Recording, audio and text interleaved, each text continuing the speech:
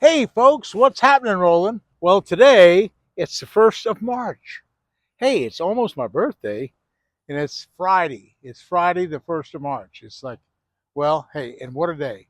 Water temperature now, and I got the water temperatures on my depth finders 72, 73 degrees. And what did I tell you? I told you that when the water temperature starts to rise, that's the whole deal in the spring. It's been cold. It was 10 degrees colder last week.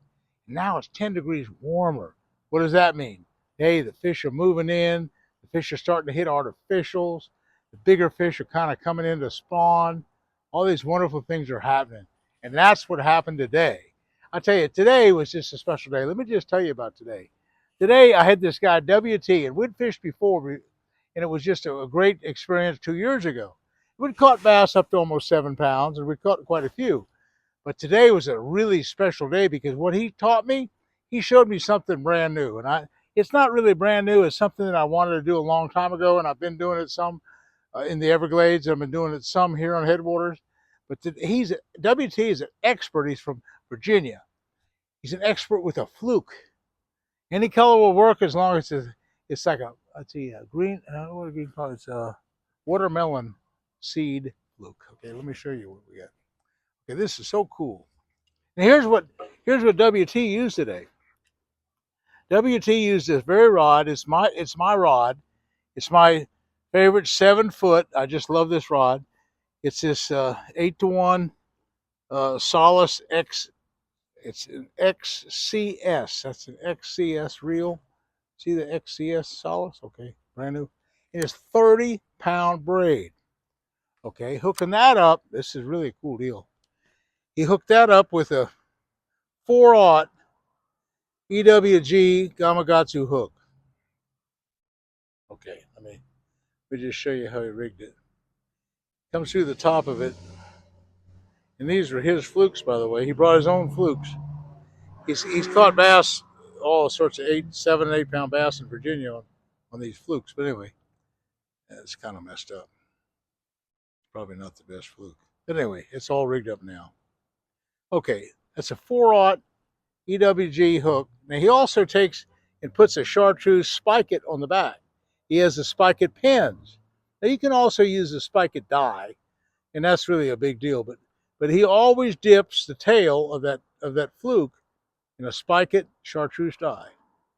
You can kind of see what color it is. It's really a little bit chartreuse. Anyway, if you notice the top of the hook, it's just barely in there. It's kind of level with the worm. Okay, level with the fluke. It's kind of a worm. And the whole trick of that, here's the key. It blew 20 miles an hour today. That's unheard of. I mean, to fish a fluke, an unweighted fluke, there's no weight on this thing. Look at that. There's zero weight. It's just the hook and the fluke.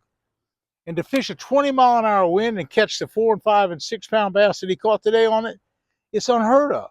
It's really a novel. And I'll tell you how he did it. Okay, I'd head downwind, and I have my polarized sunglasses on. Okay, and I'd look out in the hydrilla flats, and I'd see holes in like a dark hole. The sun was kind of a little bit of a sun. I'd see a dark hole, and I'd hit the power poles, and in fact, I don't have, well, I got power poles here, but anyway, the power poles would stop the boat. And right ahead of us, about straight downwind, maybe 40 feet or 50 feet, he'd make a cast, and then he'd just barely just let it sink. The main thing is the first time it sinks is the main deal. You throw it in the water, let it sink 1 second, 2 seconds, 3 seconds, 4, quite a little while, and then you kind of just twitch it along real slow and easy, and just a little bit at a time.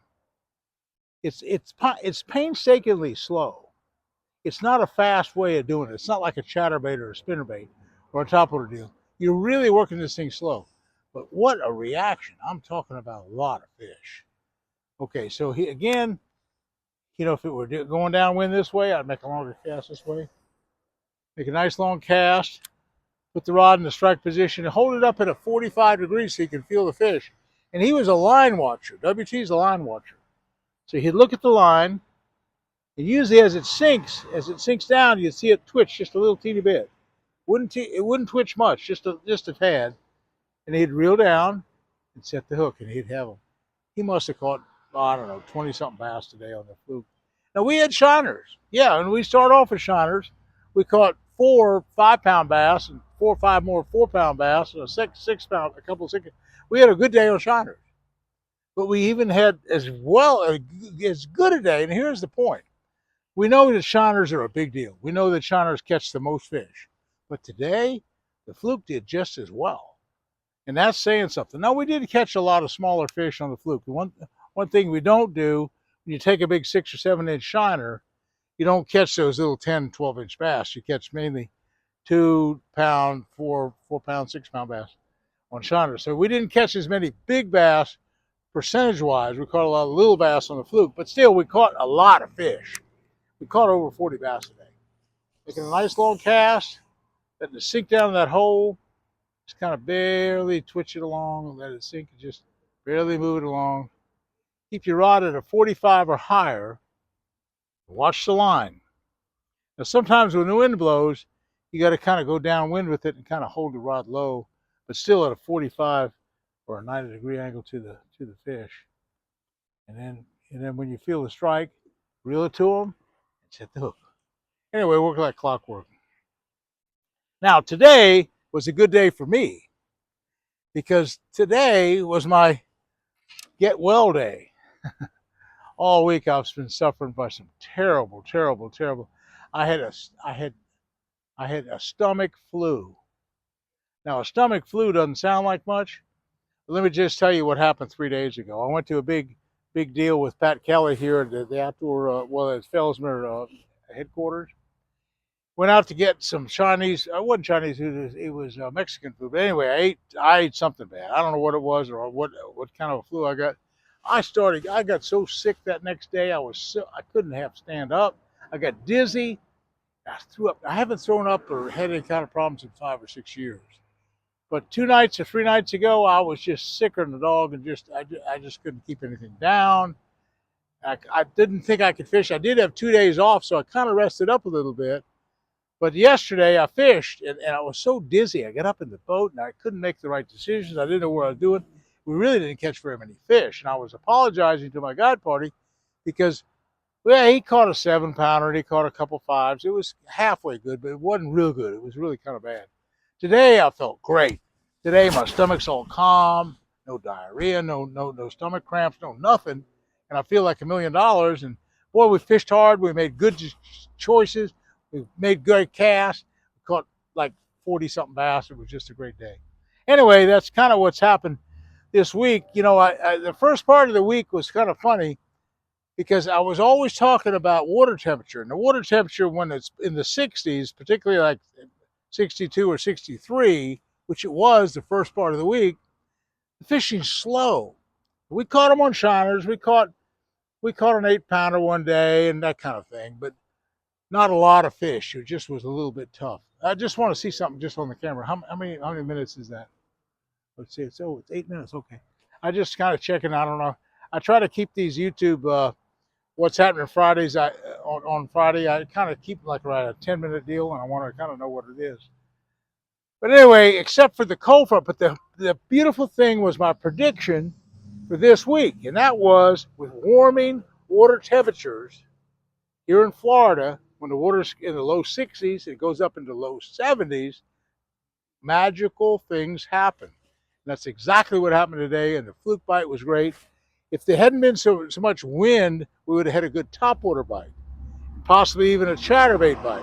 Now, we did catch 5 or 6 fish on chatterbaits. I was throwing chatterbaits while he was throwing the fluke, and I caught 4 or 5, and I had, a couple pretty decent ones. I had one. It was funny because when I came up to my shiner hole because I was going to catch some more shiners, and I said, okay, this is where we caught a great big bass like last year with a big frog. And so I made a cast kind of where the shiner pole was, and bam, one hit my chatterbait. It was like a 5-pounder. Woo! And at the same time, he threw in his Cinco at this, not Cinco, but the fluke at the same spot. He caught one that's just as big. We had 2 great big ones on at the same time. Now, here's what I used.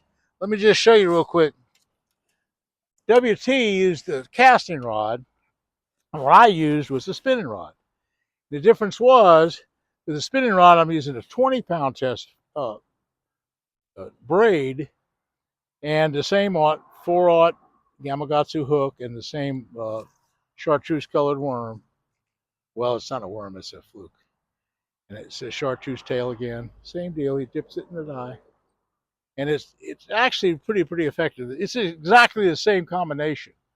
By holding it up, and you could, the thing about braid, you can feel the strike so much better. And that's what I like. Even in a hard wind, even though winds, you might even have to hold it to low to the water. The whole thing is you can feel the strike, and then you can set the hook better. So anyway, all that worked out great today. I'm glad the water temperatures are back up in the 70s, because I've told everybody, when you come to Florida, avoid those days when the water's below 70, because I know it's hard to do with the cold fronts coming, but I tell you, these warmer days are so much better fishing. You'll catch so many more fish on both artificial and shiners. Anyway, that's the update of the week. It's a March 1st. It's the start of the great season. In fact, tomorrow's maybe it's March 2nd. No, I don't know. It's anyway. Tomorrow's the first of the turkey season. Saturday the 2nd, the first day of the turkey. I can't go. And I love the turkey hunt, but I'm here guiding every day, and we're gonna have a great time. Anyway, folks, that's what's happening in this world. That's what happened to me on Friday. Great fishing coming up. Hey, hit that like button if you like O'Reilly's and all these people with Bass Pro Shop. They love when you hit the likes button, and you love when you hit subscribe. That's a big deal. So thanks again for watching. We'll see you again soon.